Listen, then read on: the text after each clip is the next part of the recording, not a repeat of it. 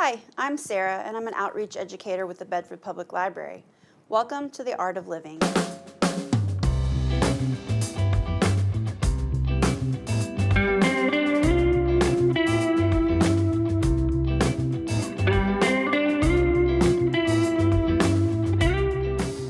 Today we're going to talk about how to complete the FAFSA, free application for federal student aid. First off, many people are intimidated by the process of applying for financial aid. And I just want to assure you that it's easier to fill out the FAFSA form online today than it's ever been. You can do this. And if you need any help along the way, we're here for you here at the Bedford Public Library. Before we get into the how, let's talk about why you would fill out the FAFSA.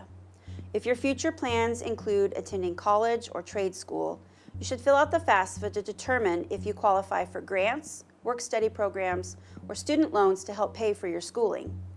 From the info you enter into FAFSA, your student aid index will be calculated and sent to schools of your choice to help determine possible financial aid packages they may offer you. FAFSA opens October 1st for the following school year. It's important to complete the FAFSA as soon as possible to meet all deadlines.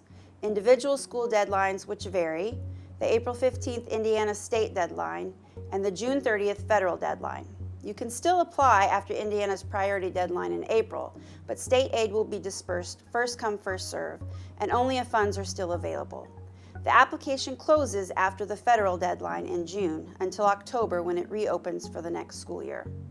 Okay, so how do you fill out the FAFSA? Visit the website studentaid.gov. You will need to create an account known as your FSA ID with your Social Security number and email address or mobile phone number. Once you create your FSA ID, you can begin the application online. The questions are dynamic and will adjust accordingly to the answers you provide. For some individuals, the application can be filled out in as few as 10 minutes.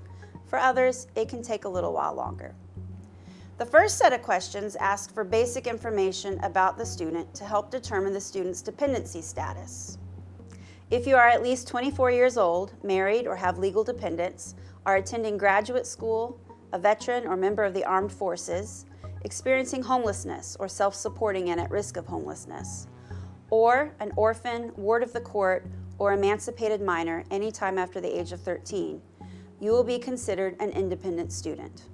Otherwise, you are considered dependent and will need to have your parents, biological or adoptive, create their own FSA IDs to provide their financial information as well. Not living with your parents or not being claimed by them on tax forms does not make you an independent student for the purpose of applying for federal student aid. If you do qualify as a dependent student, the application will ask questions to help determine who your contributors will be. Once they're determined, you will be asked to provide their Social Security number, date of birth, and email address so they can be invited to help complete your application. If your parents are married and file their taxes jointly, only one parent will need to be invited. If they file separately, then both will need to create an FSA ID and provide their information. If your parents are not married but live together, they will both need to provide information. If your parents are not married and not living together, the parent that provided the most financial support the past year will be considered your contributor.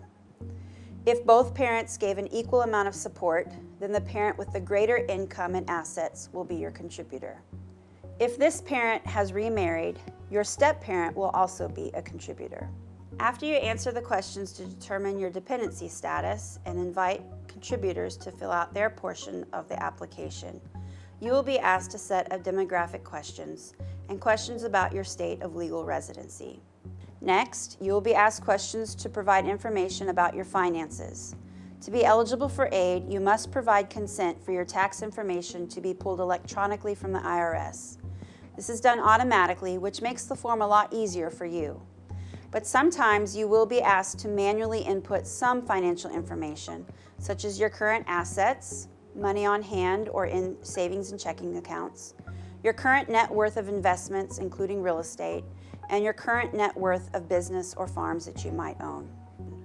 Finally, you will be asked to list the schools you would like to attend.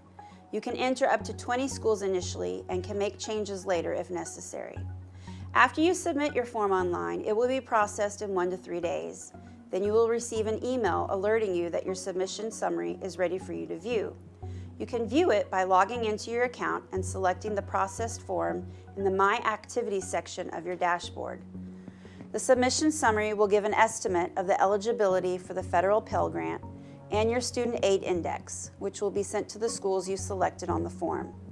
These schools will use your SAI to create financial aid offers once you have been accepted for admission.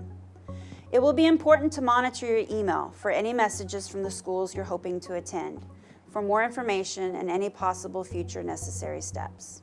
And don't forget, after your first year of school, you will need to complete the FAFSA annually to renew your application for each year you attend school. We're here to help if you would like to set up an appointment to complete your FAFSA application. Just give us a call here at the Bedford Public Library at 812-275-4471. Appointments are available most Monday evenings as well as Fridays from opening to closing at 5.